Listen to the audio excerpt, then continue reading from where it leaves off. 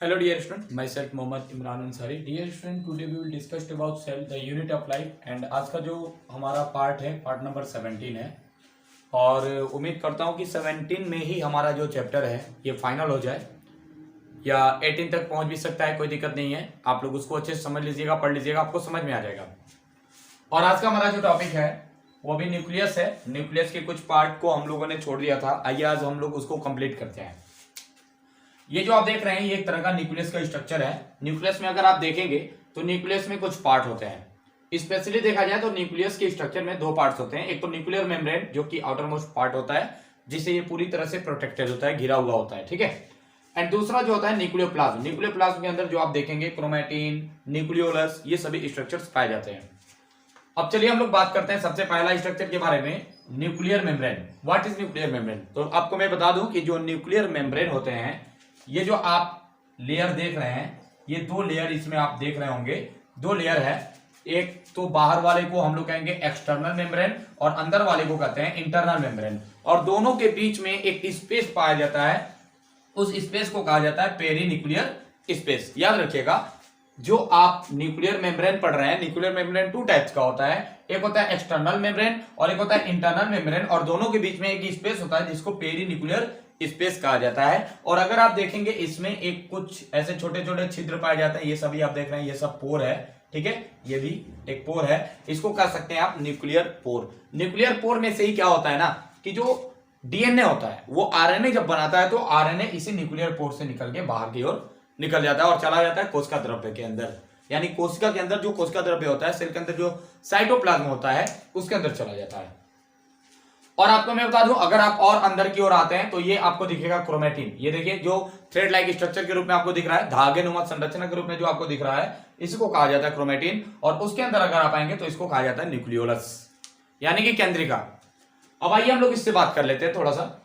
Nuclear membrane, मैंने अभी आपको बताया है कि न्यूक्लियर मेम्ब्रेन क्या होता है, सबसे आउटर मोस्ट पार्ट होता है न्यूक्लियस का, जिसको हम लोग न्यूक्लियर मेम्ब्रेन कहते हैं। और ये दो पार्ट से सराउंडेड होता है, घिरा रहता है। एक तो होता है आउटर मेम्ब्रेन और एक होता है इनर मेम्ब्रेन। मैंने अभी आपको बताया, एक एक्सटर्नल और एक इंटरनल, अंदर वाला और एक बाहर वाला, ठीक है। अब इन दोनों के बीच में एक स्पेस होता है, एक खाली जगह होता है, उसी को कहा जाता है पेरीन्यूक्लियर स्पेस। उम्मीद करता हूं कि आपको न्यूक्लियर मेम्ब्रेन समझ में आ गया होगा। अब देखिए न्यूक्लियर प्लाज्म क्या होता है। तो मैंने आपको बताया कि न्यूक्लियर प्लाज्म होता है, इसके अंदर न्यूक्लियोलस एंड क्रोमैटिन और DNA, RNA polymerase, DNA polymerase, etcetera etcetera enzyme, ये सब प्रेजेंट होते हैं। समझ में आ गया? एंड इसके अंदर प्रोटीन का सिंथेसिस भी होता है। ये आप लोग, आप जब प्रोटीन सिंथेसिस का प्रोसेस जो है आप बायोमॉलिक्यूल में भी पढ़ेंगे, और उसके साथ ही साथ अगर आप 12th में जा रहे हैं तो 12th में भी आपको जरूर पढ़ाया जाएगा, ठीक है। अब इसमें हम लोग बात करेंगे पहला क्रोमैटिन, ठीक है। तो देखिए क्रोमैटिन क्या होता है। क्रोमैटिन एक थ्रेड लाइक स्ट्रक्चर होता है, देख सकते हैं, ये धागे नुमा जो संरचना आपको दिख रहा है, इसको कहा जाता है क्रोमैटिन। समझ में आ गया? ये क्या है क्रोमैटिन, देख सकते हैं chromatin, it is a thread like structure, ठीक है, which is made up by DNA, RNA and non histone protein.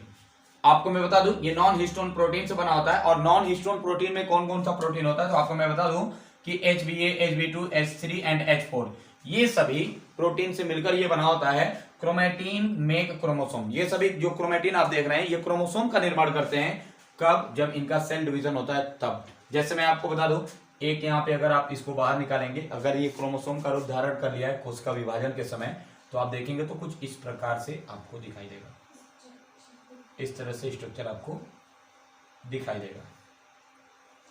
और इसके अंदर इस तरह से जो डीएनए के पार्ट्स हैं वो सभी इसमें इस तरह से व्यवस्थित रहते हैं।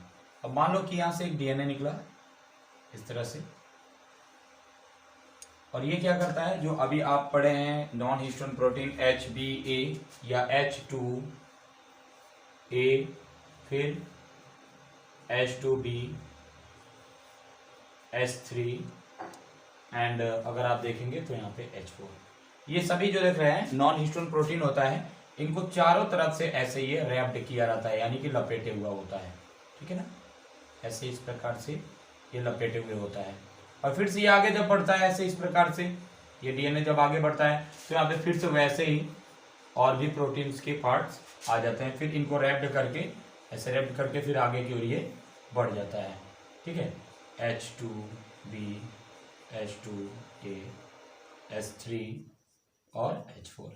इस प्रकार से अगर आप देखेंगे तो ये सभी डीएनए के जो पार्ट्स हैं वो रैप्ड किए रहते हैं, यानी लपेटे हुए होते हैं। किस वाले पार्ट को? तो आप यहाँ पर देख सकते हैं, जो आप नॉन हिस्टोन प्रोटीन देख रहे हैं, नॉन हिस्टोन प्रोटीन और ये दोनों डीएनए, ये दोनों एक दूसरे से ज्वाइंट होते हैं। और जहां पे ये ज्वाइंट होता है बच्चों, इस पार्ट को कहा जाता है न्यूक्लियोसोम। न्यूक्लियोसोम। कोई पूछे कि न्यूक्लियोसोम क्या होता है, तो न्यूक्लियोसोम एक ऐसा पदार्थ होता है जिसमें नॉन हिस्टोन प्रोटीन के चारों कण और उसके बाद से डीएनए उसको लपेटे रहते हैं। इस पूरे पार्ट को कहा जाता है न्यूक्लियोसोम। समझ में आ गया? ये होता है पूरा पार्ट और ये होता है डीएनए। समझ में आ गया? ये नॉन हिस्टोन प्रोटीन है। वही यहां पर बताया जा रहा है कि क्रोमेटिन में chromosome by the cell division, ये है आपका क्रोमोसोम। क्रोमोसोम के अंदर आप देखेंगे तो डीएनए और नॉन हिस्टोन प्रोटीन इस प्रकार से पाया जाता है, जो कि एक क्रोमेटिन में प्रेजेंट होता है। अब आइए हम लोग समझते हैं कि न्यूक्लियोलस क्या है। लास्ट ये पार्ट है आपका न्यूक्लियोलस। न्यूक्लियोलस क्या होता है तो ध्यान समझिएगा। न्यूक्लियोलस का सबसे पहले डिस्कवर किया था फोंटेना, एक साइंटिस्ट थे जिनका नाम था फोंटेना। और मैं इसके बारे में बता दूं आपको कि ये न्यूक्लियस के अंदर का पार्ट होता है, यानी कि न्यूक्लियोलस, जिसको केंद्रिका के नाम से जाना जाता है। It found in the nucleus, ये न्यूक्लियस के अंदर होता है। इट हैव टू पार्ट्स, इसके दो पार्ट्स होते हैं। एक होता है पार्स आप ग्रेनुलोसा कह सकते हैं, एक पार्स फाइब्रिनोसा आप इसको कह सकते हैं। तो पार्स ग्रेनुलोसा जो आप देख रहे हैं ये ग्रेनुलर स्ट्रक्चर में होता है, और पार्स फाइब्रिना जो होता है ये फिलामेंटस होता है या धागेनुमा संरचना के रूप में होता है। और पार्स एक और पाया जाता है एमार्फा, जो पाया जाता है कहां पे? मैट्रिक्स रीजन में। और इसके मैट्रिक्स रीजन में अगर आप देखेंगे तो डीएनए एंड आरएनए और भी बहुत सारे पार्ट पाए जाते हैं।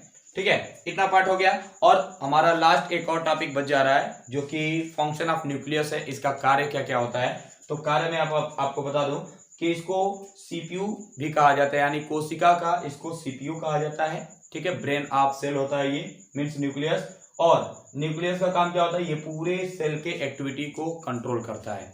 ठीक है, उम्मीद करता हूं कि ये बात आपको समझ में आ गया होगा। आज के लिए इतना ही। Thank you for watching this video.